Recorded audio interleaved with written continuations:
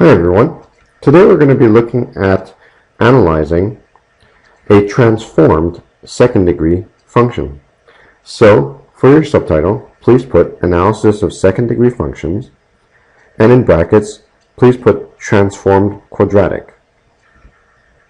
Now before we look at what transformed means, let's recall what the basic second degree function looks like. The basic one, the most basic parabola of all, is the function y equals x squared. Now what does transform mean then? Well, it's very easy. The word transform basically means to tweak or to modify. When it comes to graphs, transforming a graph means doing something to the graph so that it looks different.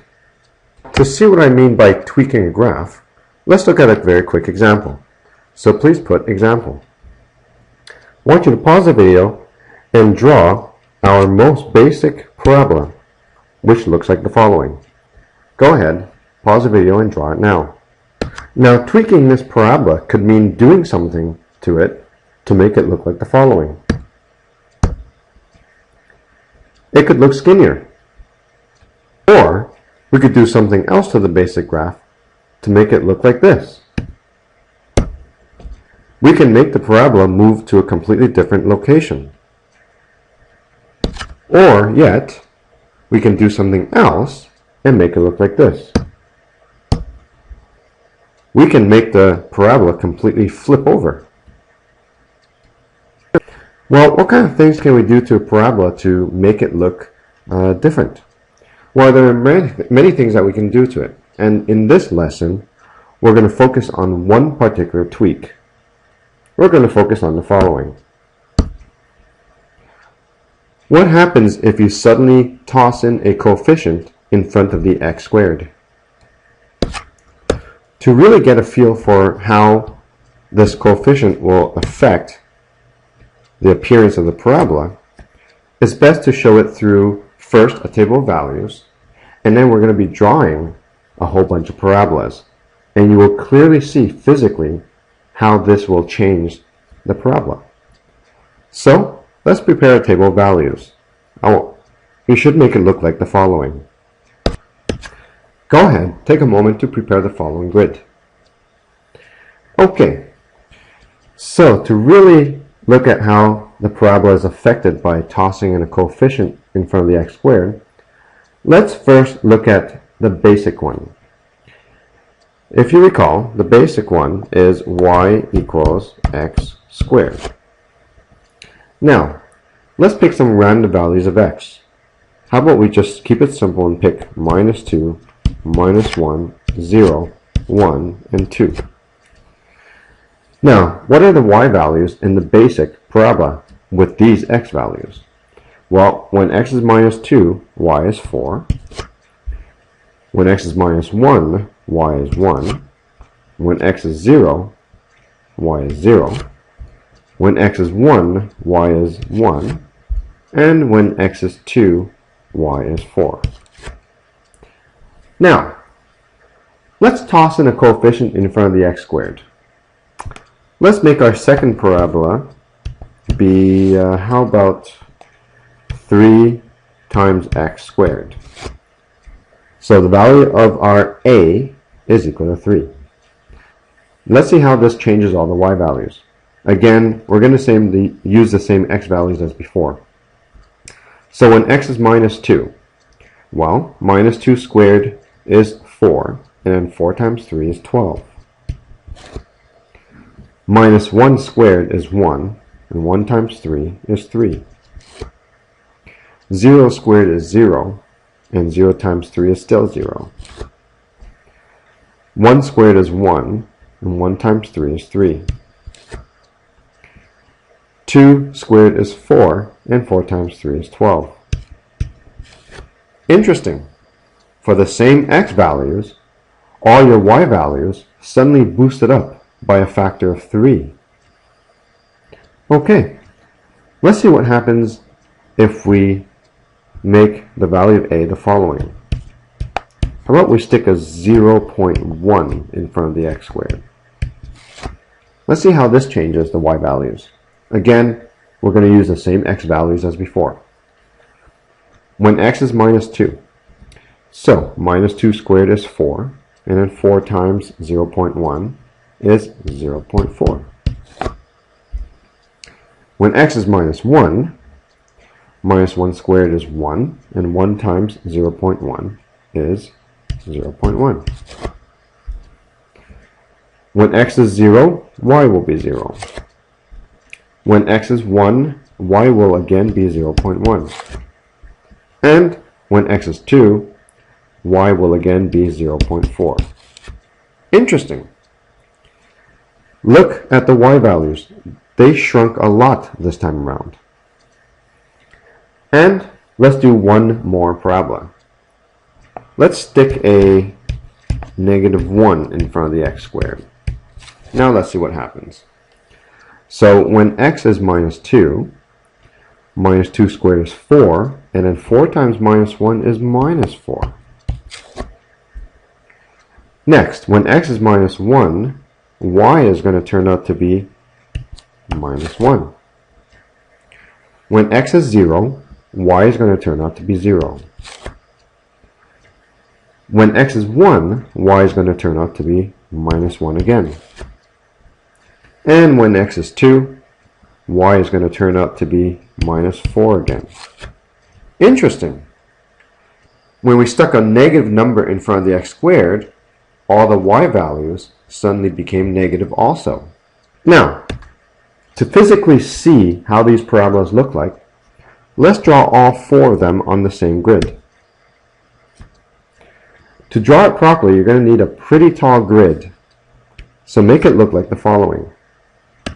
Go ahead, prepare a grid that's at least this tall.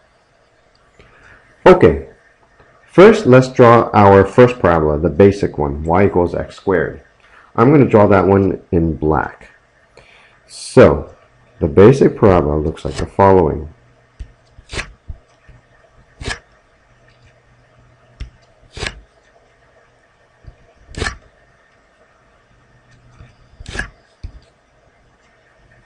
Okay, do your best to draw a decent one.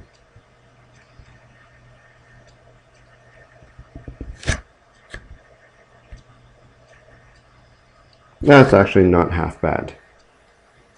Alright, so that's our basic one. Let's label it. Y equals x squared. Okay, let's draw the second one. The one where I stuck a 3 in front of the x squared. I'm going to draw that one in green. So, when x is minus 1 and positive 1, y equals 3.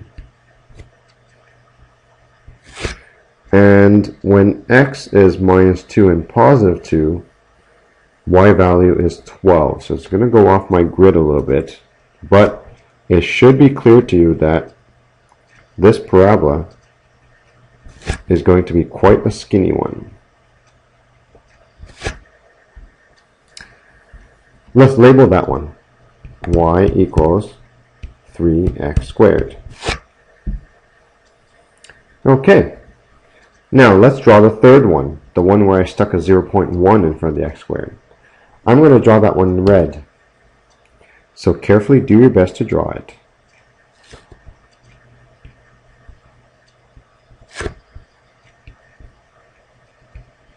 If you draw it properly, it looks like that this parabola is quite wide. Almost so wide that it looks almost flat. Let's label that one. Y equals 0.1 x squared. And let's carefully draw the last parabola, the one where I stuck a minus 1 in front of the x squared. I'm going to draw that one in blue. So carefully draw it. If you draw it properly, you should get something like this. Interesting. This one flipped upside down. Now let's carefully observe all these 4 parabolas and state how the value of A the coefficient in front of the x squared, changes the look of the parabola. Well, the first thing you should notice is how the sign of the value of a affects how the parabola opens. Look at all the three parabolas where the value of a is positive. They all open upwards. And look at the only one where the value of a was negative. It caused the parabola to open downwards. That's a very important observation. Let's get that one down first. If a is positive, the parabola opens upwards, and vice versa. Now, the second thing you should have observed was that when the value of a increases, the parabola gets a lot skinnier. And as the value of a drops, the parabola becomes a lot flatter and a lot wider. So let's get that observation down. As a increases, the parabola is vertically stretched and gets skinnier. And if the value of a decreases, the parabola becomes vertically crushed and gets a lot fatter. And the last thing that you should have observed was how switching the sign of a from positive to negative or from negative to positive, it causes the parabola to behave in the following manner. The parabola gets flipped across the x-axis. So if the value of a was positive, then the parabola is opening upwards, and if it switches to a negative number, then the parabola gets flipped and starts opening downwards. So I hope I've proven to you that by throwing a coefficient in front of the x squared, we'll call it the value a, it basically causes the parabola to look more stretched or more fatter, and it also causes the parabola to either open upwards or open downwards. In the same section, in the next lesson, we're going to see another way of tweaking how a parabola might look like.